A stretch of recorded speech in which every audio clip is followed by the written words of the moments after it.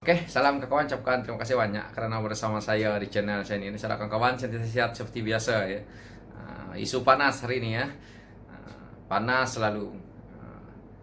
Jadi macam inilah politik negara kita ini. Isu panas setiap waktu. Isu kata-kata melompat, isu beli membeli. Memang harga kata ada mahal sekarang nih. Pencerahan hari ini berkenaan dengan isu kata lah, isu kata melompat hari ini. Jadi untuk pimpinan PKR pada saya baca di media sosial, saya lihat kenyataan-kenyataan dari pucuk pimpinan PKR sendiri. Perkara ini mereka pun tidak heran, mereka sudah tahu dan kita tahu MP yang keluar ini pun baru-baru ini dilihat seolah-olah terjebak juga dengan isu rasuah, yang mana kita lihat isu di Perak itu kan. Tapi saya tidak mau membahaskan isu itu karena kita tidak tahu pokok pangkal dia, tapi yang kita lihat di media seperti itu. Jadi asas dia untuk keluar itu tiba-tiba hari ini kita sudah tahu lah, bersangkut paut ke situlah yang rakyat lihat. Jadi apa yang berlaku ini, yang mana bila dia membuat kenyataan bahwa dia keluar atas sebab yang bla bla bla bla gitu, pada saya ini asas siapa punya nak keluar parti lah. Dia ada asas dia sendirilah, adalah dia punya cerita dia kan. Jadi macam tu je pada saya. Tetapi untuk nak mengatakan hal lain ini tadi bukan kepada MP yang keluar ini, tetapi saya tadi terbaca di Malaysia kini yang mana kenyataan daripada YB Datuk dia sekarang ya, YB Datuk Zuraida Kamarudin ini dia kata Zuraida harap langkah Xavier dapat sedarkan MP pembangkang lain. So apakah mereka nak jadi satu kerajaan yang mereka agung-agungkan ambil MP daripada parti lain? Itu satu hal lah. Dan kalau dia nak berbahagia ataupun mengagung-agungkan apa yang berlaku ini, pada saya tidak baiklah untuk parti dia. Kerana pemimpin itu rakyat yang menilai, dan dia jadi pemimpin pun daripada rakyat. Dia harus ingat. Untuk PRU ke-15 kita pun tidak tahu, belum tentu dia selamat. Saya harap masih dapat jadi MP lagi lah di PRU ke-15 nanti. Jangan sampai tersungkur. Dan saya harap kalau dia membuat kenyataan seperti itu, seolah-olah dia mengiyakan untuk berlakunya perpindahan kepada parti ke parti ini. Lompat-melompat ini seolah-olah dihalalkan lah seperti itu. Jadi apakah seorang menteri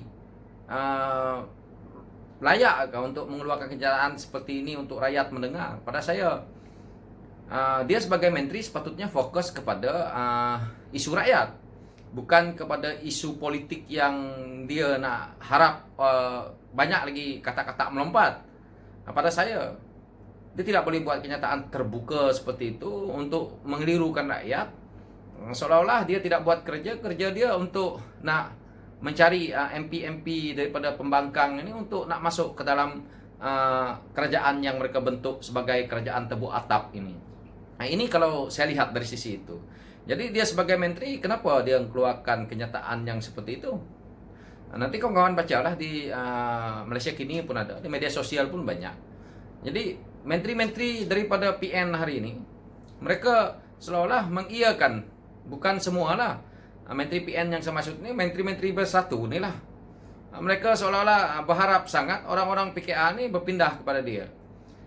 Untuk pengetahuan sajalah, saya faham di dalam PKR ini, walaupun saya tidak ada apa-apa dengan PKR, tetapi sebagai seorang yang melihat sisi politik, saya rasa kekuatan PKR itu bukan kerana orang-orang yang melompat ini. Kekuatan PKR itu adalah daripada asasnya, daripada akarnya, memang daripada rakyat. Jadi bila orang menyokong PKR itu, rakyat menyokong PKR itu disebabkan oleh pucuk pimpinan tertinggi dia, yaitu Datuk Seri Anwar Ibrahim, dan rakyat menyokong siapapun MP itu kalau dia berlogokan PKR. Dan saya akan buktikan apa yang saya cakap ini. Kita tunggu PRU ke-15 ini nanti, yang mana yang keluar PKR dan menyokong kerajaan yang ada hari ini. Saya yakin mereka yang keluar ini saya rasa dalam 70% saya rasa mereka kecundang. Kecuali di Sabah Sarawak, di Sabah dan Sarawak saya tidak tahulah. Karena di sana pola politik dia agak berbeza lah dengan Semenanjung. Tetapi kalau geng-geng yang ada di Selangor, saya lihat mereka dalam keadaan kritikal selepas ini. Tak tahulah kalau boleh membeli hati rakyat dengan menggunakan duit. Tetapi kalau kita lihat dari sisi lain, bahawa apa yang berlaku ini, saya lihat rakyat tidak boleh dibeli lah. Rakyat sekarang dah bijak. Kalau bagi duit rakyat ambil, tapi pangkahnya mungkin dah ke lain lah. Itu yang saya lihat lah. Saya tidak menjadi seorang penganalisa, tetapi saya membuat analisa saya sendiri tentang isu ini. Dan saya lihat rata-rata saya lihat di page PKR, mereka setuju MP ini keluar. Karena mereka dah tahu ini juga geng kartel memang diharapkan keluar pun. Nah, itu yang saya kata, masih ada lagi yang lebih kurang 11 ataupun 10 lagi yang tersenarai dalam senarai kartel ini. Jadi kalau dia keluar, orang bawah PKA nih, grassroots PKA nih enjoy lah, lagi suka. Karena kita tahu PKA ini bukan rakyat menyokong di MP PKA bukan karena MP-nya. MP-nya mungkin main peranan 20%. Yang main peranan itu adalah logo PKA dan pucuk pimpinan tertingginya, yaitu Datuk Seri Anwar Ibrahim. Jadi orang menyokong mereka ini adalah berpandukan PKA. Memang dia 20% ialah main peranan mereka sendiri, tapi parti. Dan begitu juga isu yang mana tadi ada yang sempat chat dengan saya berkenaan dengan isu akta lompat kata ni apa semua. Pada saya senang saja.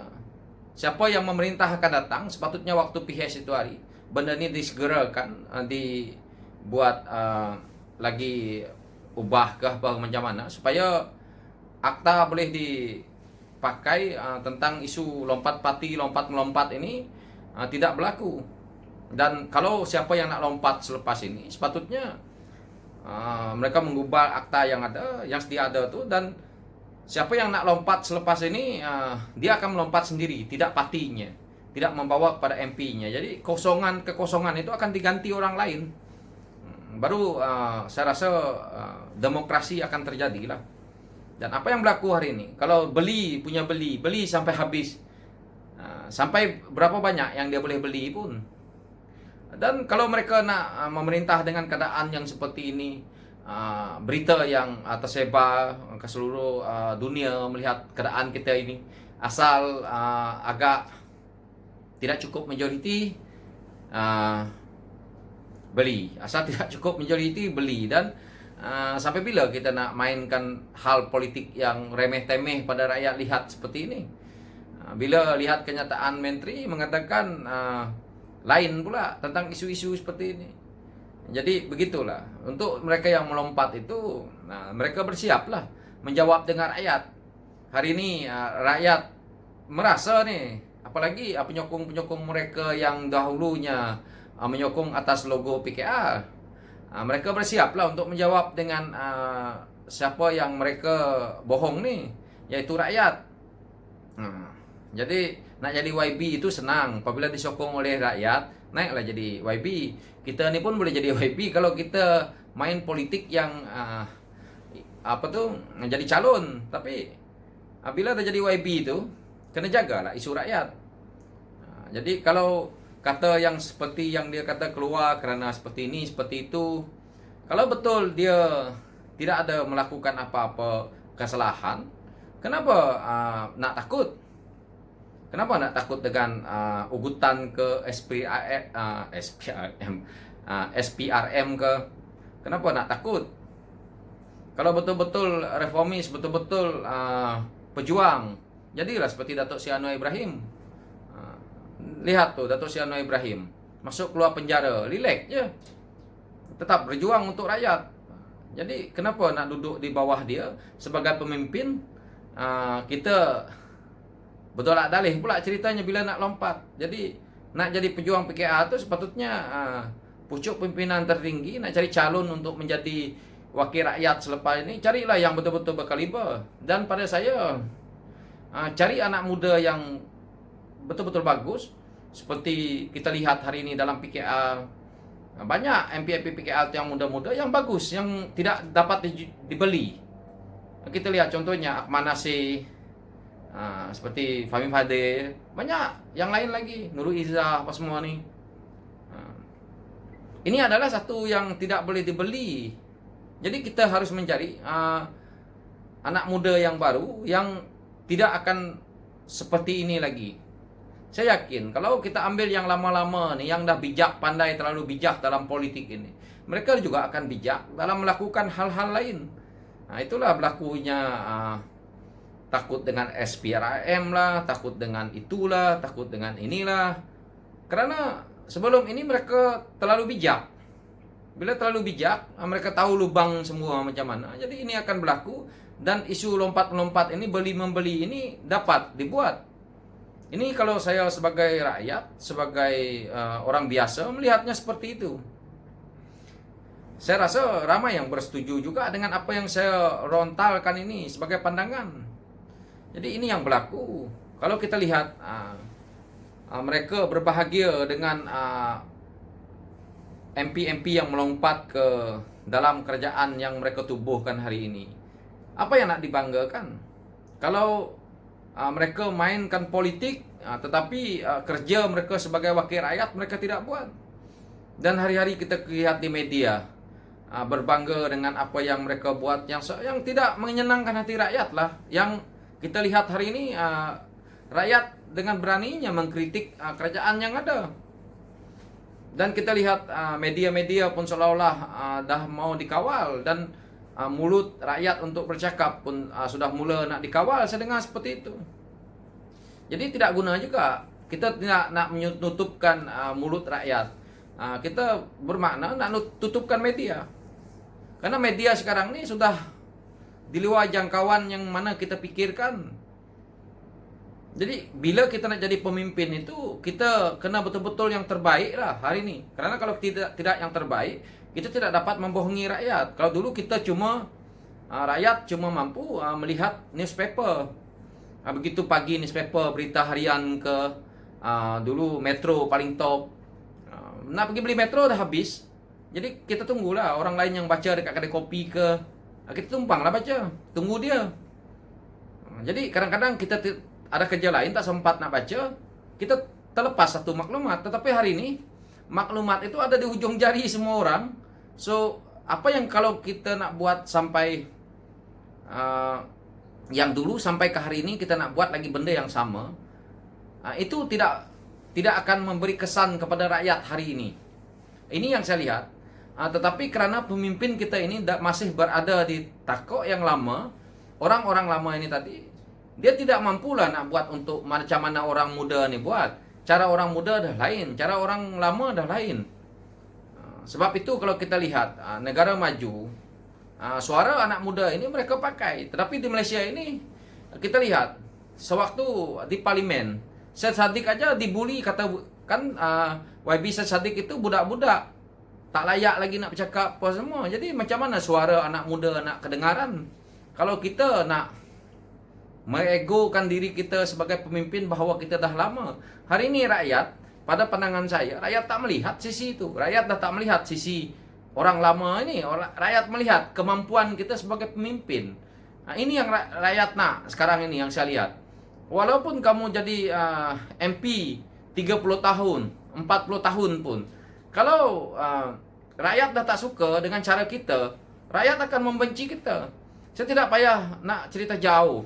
Kita lihat pemimpin utama negara kita yang lalu yang ada hari ini, seperti Tun. Tun hari ini merundum. Rakyat rata-rata tidak suka dengan Tun hari ini. Tetapi kalau dia berhenti daripada politik yang lepas, yang lalu, dia tidak masuk lagi, dan dia tidak lakukan apa yang berlaku dalam PHS, saya rasa hal ini tidak membuatkan rakyat marah. Jadi itu yang saya katakan, bahawa sekarang ni kita memimpin begitu lama, rakyat tak lihat. Yang rakyat mau hari ini adalah apa yang kita punya kerajaan yang kita bentuk itu mampu buat, dan apa yang menteri kita mampu buat. Ini yang rakyat mau. Kalau kita ada 50 pun kata melompat, tetapi kualiti tak ada untuk dia menjadi seorang menteri, tak ada guna.